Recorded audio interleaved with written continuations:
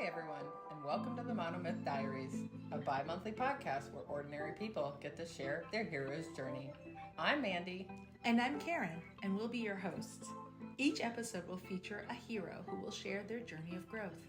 We'll hear stories about forgiveness, survival, determination, and much more. We're glad you're joining us because we all have a monomyth to share, and someone out there needs to hear it. Welcome back to another episode of the Monomyth Diaries. In Karen's first episode, she shared her deeply personal journey of growing up as the only person of color in her school and community. She recounted the challenges she faced being Chinese American, feeling the weight of duality as she navigated the pressure to fit in while struggling with her cultural identity. She spoke about the pain of being teased for her clothes, language, and even the food that she brought to school. These experiences shaped much of her early life, leading her to hide aspects of herself in a quest for acceptance. However, Karen's story took a pivotal turn during her high school and college years when she encountered an inclusive church and began meeting people from diverse backgrounds. This new environment became her threshold, opening her eyes to the beauty of diversity and the shared human desire for belonging.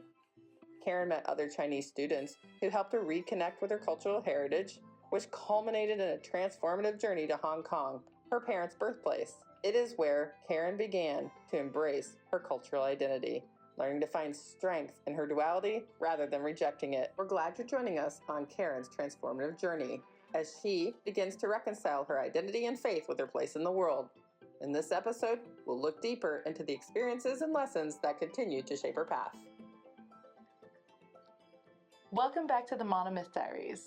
We're so glad to have you join us. This is a take what you like and leave the rest podcast. Today's focus is going to be on her transformative journey. So Karen, let's just jump right in. Right.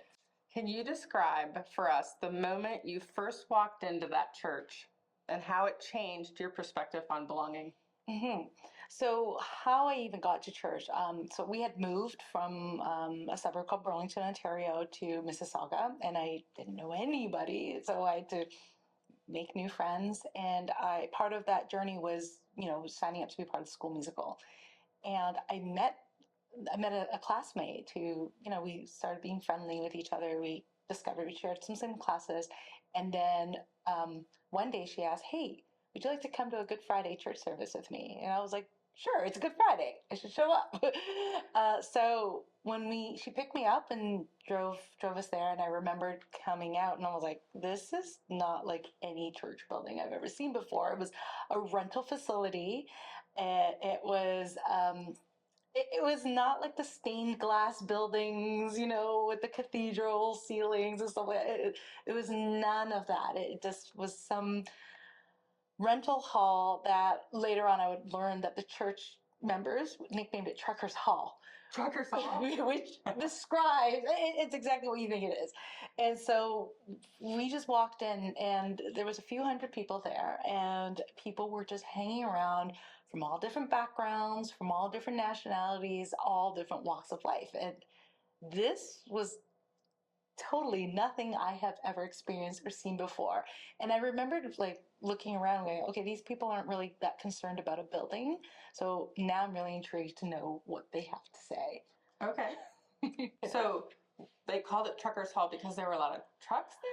I don't know what it was. It was large. It reminded me of a high school gym. Like it was this room and its doors opened out to the parking lot. And that's where we entered. We wouldn't go through the lobby or the main entrance, so to speak. But if you needed to use the restroom, you would cut through like this door in the back that brought you into like this smoke-filled lobby. You had to walk through that to get to the restroom. And there was all these like older men that would hang in there and smoke, and they're not supposed to smoke. So I don't know if they were the reasons why everyone called it Truckers Hall, but that was the name that it was pegged with, and they met there for a few years. And you mentioned that there were people from all over? Yes, it was the first time I met and hung out with people that were not of a white Western European heritage, outside of members of my family or extended family or family friends. They were all Chinese. But all English speaking? Yes, they all spoke English. Okay. And I will say, like, some English was not their first language, but it was like, when I say all nations, it was a true cross section of the planet in one room. Oh, And I that's was amazing. like, that I'd never experienced anything like that. And you were excited. Yeah, because I was like, wow, I'm meeting people from Guyana, from Korea or Korean descent, from Europe, Russia, literally all colors, all four corners of the earth in one space. So this is practically the first time that you've ever had this experience Yes. where you're not the only person of color. Yeah. And how old were you? I was 18. So how did meeting people from such diverse backgrounds influence your understanding of your identity? Well, it helped me to feel human and really see others as human. It's possible because of my childhood and the negative experiences I had. It was like I felt like I was in a box, and being with this community and this group and how people were hugging each other and having long conversations with each other, and you can see they were good and close friends. Like, I remembered, I was introduced to the leaders of the youth group, and it was a boyfriend girlfriend couple, and the girlfriend was Guyanese and the boyfriend was East Indian.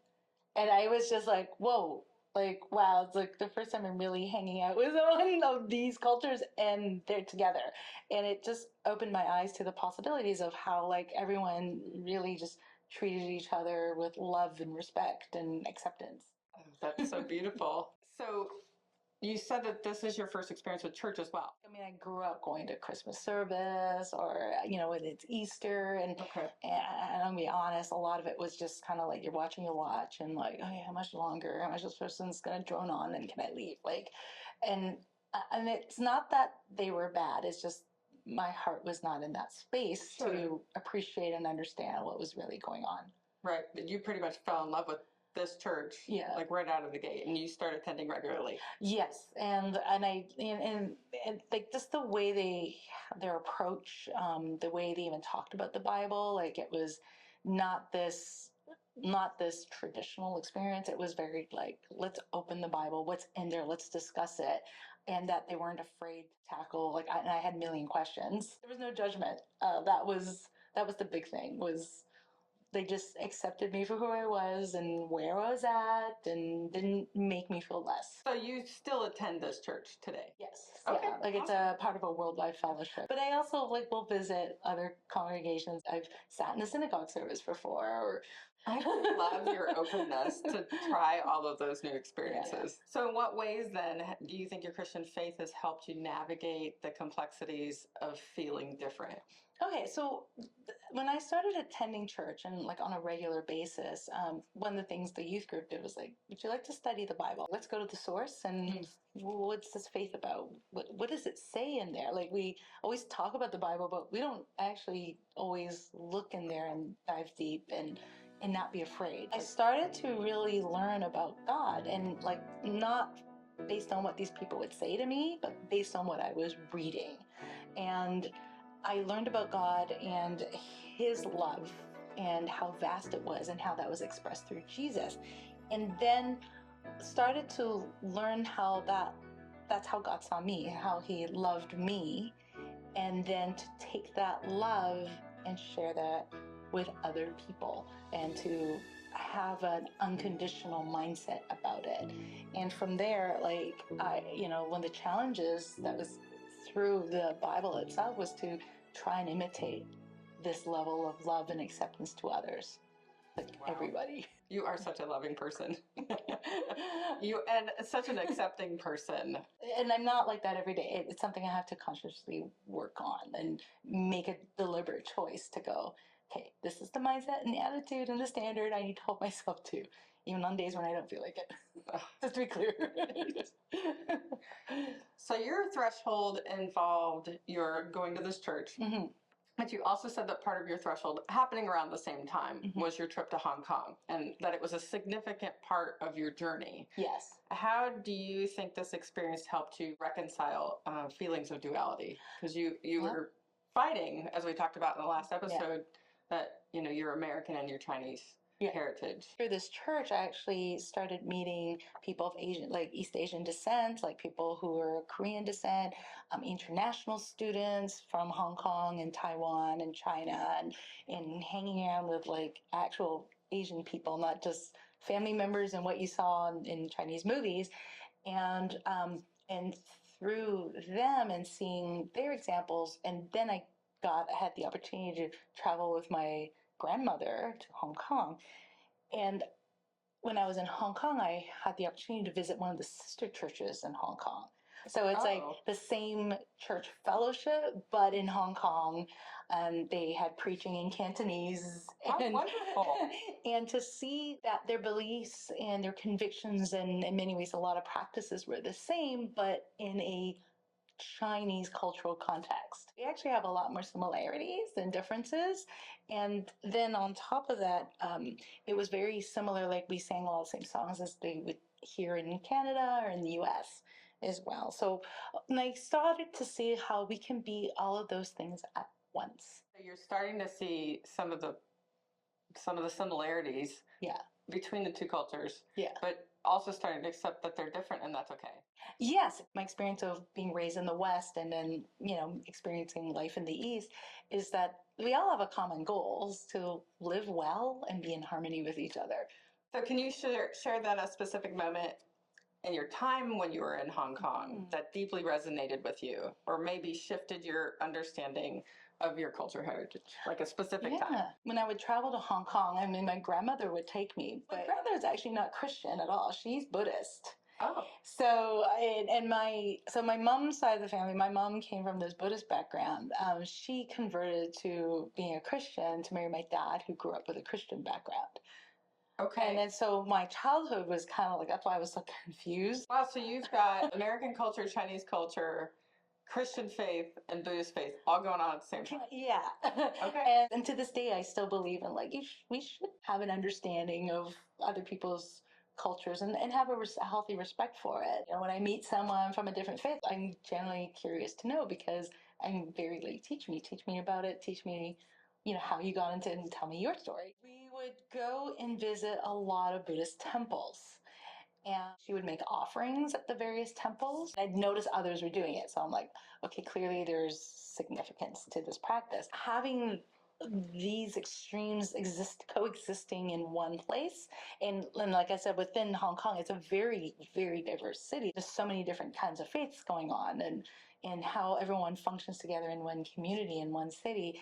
And I started to notice, like, at the end of the day, they're all looking for a divine experience and being in touch with their spiritual side. That coexistence and how it can run together was very inspiring. It was something I didn't experience growing up. What a blessing that you had that opportunity. Being in that space and seeing that, I started to let go of my feelings of shame, of criticalness. It was a big moment because, like, for a long time, I was denying my Chinese heritage. I don't want to know the language. I don't want to know anything about it. I don't even want to know the history. So you mentioned that at this point, you're starting to get rid of some of your guilt and shame. Yes. So that leads us into our next question. How did embracing your Chinese culture affect your relationship with your family and your connection to your roots then? Yeah, so in this time period, and I'll share about this actual surreal moment when I was a young student in college, and I befriended a Canadian Korean girl, another student, and we became friends. And I don't even remember exactly what I did. I did something. I either said something or did something, and my friend giggled, and she was like, "Oh, you're so white, Karen." And I was like, what? And I was like, I didn't know how to take that at first. And she was kind of like, it's not a big deal. Like, it wasn't meant to be an insult. And then I realized what she was doing was acknowledging that side of me, that it was all in one. And she was recognizing, like, I have this influence. I have an upbringing that was heavily influenced by, white Western European culture, but I'm also have Asian heritage. It was just recognizing that duality and that those things can exist in one, that I started to accept and embrace that about me. because she just saw it as, yeah, that's part of you. Like, I'm still one person, even though there's all these different influences on me. And she recognized that. Yeah. That's that was beautiful. huge. That was a really big moment for me. All of that in me, it helped me to accept I am a product of both worlds. Throw away the labels and accept myself as one person. And then it helped me to turn that like to other people who are most likely in those same shoes. You know, kind of like what we're doing with this podcast. Tell me your story. Yeah. Like, you're more than your What makes skin you tick? color or the language you spoke or the place where you were born. Every person is more than that. Everyone has that richness of their journey. There's just not enough. There's no boxes. There's no labels. Like, we're all human, and we're all, at the end of the day, striving towards the same goals. Right. You said it really well in the first episode. You said everybody has value. Yes. And I thought that was such a beautiful way to say that.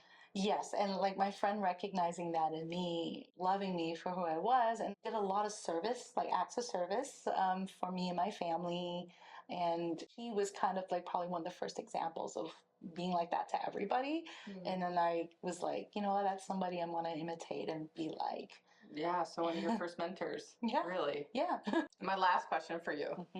What words of wisdom would you offer to someone struggling to find their sense of belonging? I can only share from my personal experience, and the experience I came to this point, and something I still have to remind myself every day is to remember how deeply I'm loved with ultimately by, by divine being, by God and by Jesus, and then to share that love with others, to, just to really see everybody is on an even playing field, and to not try to judge or put people in boxes, but to just go with a full open heart and be as accepting to them as others have shown me that level of acceptance and love. Yeah, and love them right where they are. Yes. Yeah. All right. Well, Karen, thank you so much for sharing your journey with us. Thank you. Sharing your monomyth. I admire you so much. You always make me want to be a better person, and I just love you. So thanks for being brave and sharing this with us.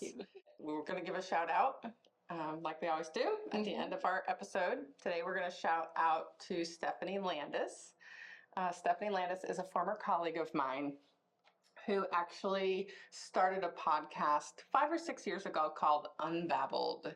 And she was kind enough in the very beginning of our journey, back in January, to spend hours talking with me about her experience starting a podcast.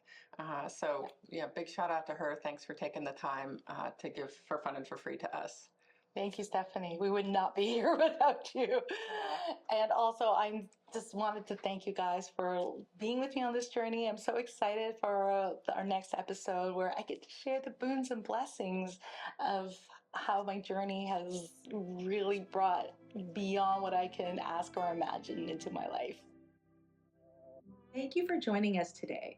If you enjoyed this episode, please share, hit like, subscribe, and follow us on YouTube and wherever you get your podcasts. Feel free to email us at monomythdiaries@gmail.com with your monomyth and keep the conversations going. Until next time, heroes, let's journey together through stories.